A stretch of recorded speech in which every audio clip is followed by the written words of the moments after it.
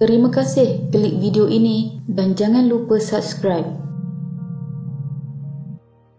Pada 24 Februari 2023, dunia telah dikejutkan dengan penemuan mayat seorang sosialit dan peragawati Hong Kong, Abby Choi, tanpa kepala yang ditemui di sebuah rumah kampung di Tai Po, di pinggir bandar. Sebahagian daripada badan wanita berusia 28 tahun itu yang dipotong-potong telah dimasak dengan sebahagiannya disimpan di dalam peti sejuk menurut laporan media tempatan. Menurut polis, seramai 7 suspek telah ditahan kerana membunuh mangsa, iaitu bekas suaminya, abang dan ibu bapa bekas suaminya, wanita simpanan bekas bapa mertuanya dan 2 yang lain. Siasatan masih dijalankan pada masa ini. Namun, kejadian pembunuhan kejam ini bukanlah kali pertama berlaku di Hong Kong. Berikut adalah 6 lagi pembunuhan ngeri yang menjadi tajuk utama di sana selama beberapa dekad.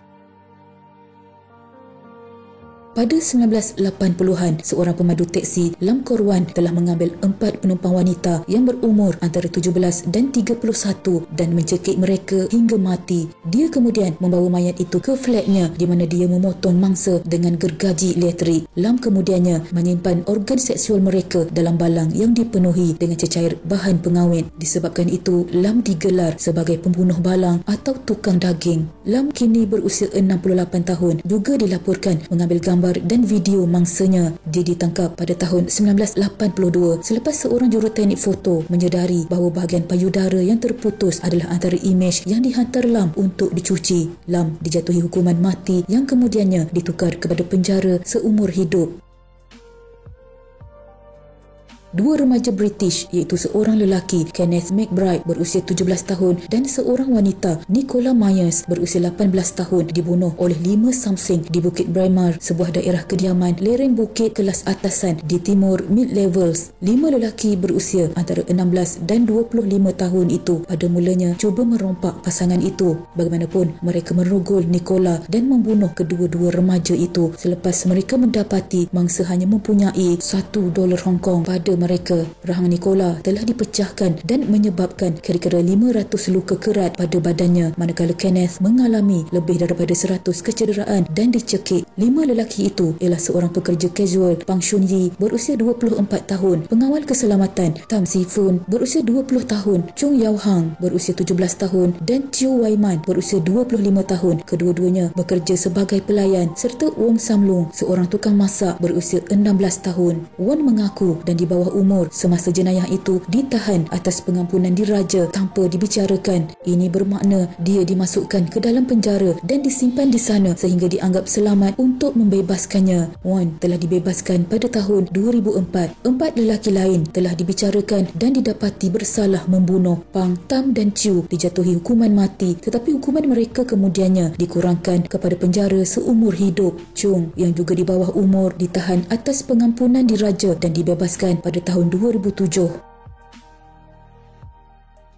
3 lelaki Hong Kong menculik pelayan kelab malam Fan Man Yi dilaporkan kerana pertikaian hutang. Mereka menyeksanya di sebuah flat di Sim Sha Tsui selama sebulan dengan memukulnya dengan palang keluli dan menuang plastik panas pada badannya. Wanita berusia 23 tahun itu meninggal dunia antara 14 dan 15 April 1999. Mangsa kemudian dipotong dan direbus. Tengkoraknya disumbat di dalam anak patung Hello Kitty gergasi yang menjadi nama kes itu. Polis tempatan kemudian telah menemui sebuah beg mengandungi organnya yang reput pada kanopi sebuah bangunan semasa menyiasat kes yang tidak berkaitan. Hanya tengkoraknya, 1 gigi dan beg organ ditemui. Pada tahun 2000, 3 lelaki itu, Chan Man Lok berusia 34 tahun, Leung Shin Cho berusia 27 tahun dan Leung Wai Lun berusia 21 tahun didapati bersalah oleh juri atas tuduhan membunuh dan pemenjaraan yang menyalahi undang-undang. Mereka dijatuhkan hukuman penjara seumur hidup. Bagaimanapun, Leung Shin Cho berjaya merayu sebitan kesalahannya dan kemudiannya dijatuhkan hukuman penjara 18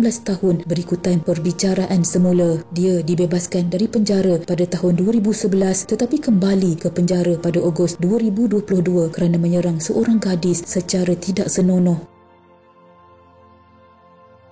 Seorang pemain piano, Henry Chow Hoi Leung, telah menjemput kedua ibu dan bapanya ke flatnya untuk makan. Chow Wing Ki berusia 65 tahun dan Siu Yue Yi berusia 63 tahun pada waktu itu tidak tahu apa yang dihidangkan untuk mereka. Pasangan itu dibunuh dengan dikerat leher. Rakan Chow, Si Chun Kei, membantu memotong mayat. Kedua-dua lelaki itu memotongnya, kemudian digaramkan dan dimasak. Mereka cuba membuat daging kelihatan seperti daging babi barbecue dan menyejukkan mayat di dalam bekas makan tengah hari. Chow kemudiannya mengaku jenayahnya kepada kumpulan WhatsApp. Media melaporkan bahawa Chow telah merancang pembunuhan itu 6 bulan lebih awal. Dia mendakwa dia membenci ibu bapanya dan bahawa kegagalan dalam hidup dan cintanya adalah disebabkan oleh mereka. Chow berkata bapanya enggan memperlahankan bunyi televisyen ketika dia cuba belajar. Dia juga marah dengan ibunya kerana mengaibkannya di hadapan gadis yang dicintainya pada hari lahirnya yang ke-24. Dia juga menyalahkan ibunya kerana memaksanya belajar piano dan mereka menunjukkan wajah sedih apabila dia gagal memberi sumbangan kepada keluarga. Chow memberitahu pakar sekretari bahawa dia mahu mencapai sesuatu yang penting sebelum dia berumur 30 tahun. Dia kemudian merancang untuk membunuh diri kerana dia merasakan dia akan gagal melakukannya. Chow juga mendakwa bahawa selepas dia memberitahu Si rancangannya pada September 2012,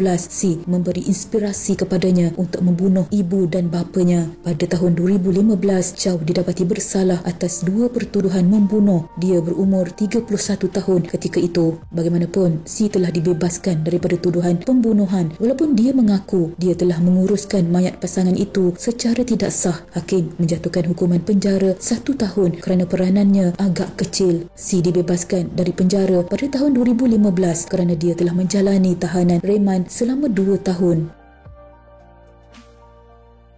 Kau Kim Sun, seorang doktor Malaysia yang tinggal di Hong Kong, telah membunuh isterinya Wong Siu Feng berusia 47 tahun dan anak perempuannya Lily Kau Liling berusia 16 tahun dengan bola yoga yang diisi dengan karbon monoksida yang diletakkan di dalam kereta mereka. Pasangan itu ditemui mati di tepi jalan menaiki Mini Cooper berwarna kuning yang dipandu Wong. Pendakwa raya mendakwa bahawa bola yoga kembung itu telah diletakkan di dalam but kereta oleh Kau, yang mana rakan sekerjanya telah melihat dia mengisi 2 bola yoga tersebut dengan gas karbon monoksida. Kau memberitahu rakan sekerjanya bahawa dia merancang untuk menggunakan gas itu pada arnab dalam satu eksperimen. Bagaimanapun, dia kemudian memberitahu polis bahawa ia bertujuan untuk menghilangkan tikus di rumahnya. Kau berkata dia meletakkan 2 bola itu ke dalam kereta dan mengempiskan salah satu daripadanya pada hari berikutnya kerana ia bocor. Ketika perbicaraan, pendakwa raya mendakwa Kau menjalinkan hubungan sulit dengan seorang pelajar dan ingin bercerai, tetapi Wong enggan menceraikannya. Kau dijatuhi hukuman penjara seumur hidup pada tahun 2015. Pada tahun 2022, Kau yang berusia 57 tahun merayu terhadap hukumannya tetapi ditolak oleh Mahkamah Rayuan.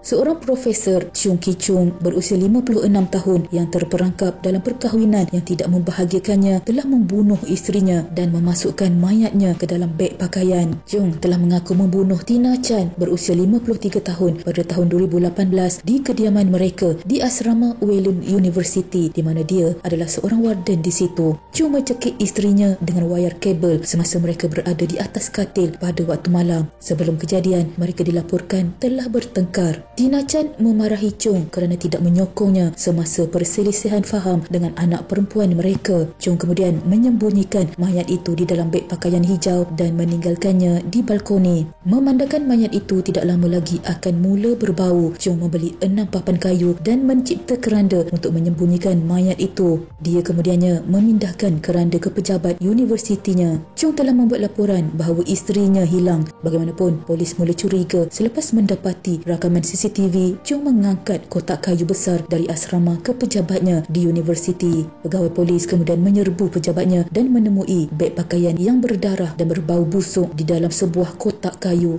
Kerana perbuatan kejamnya, Profesor universiti itu dijatuhi hukuman penjara seumur hidup pada tahun 2020. Sekian.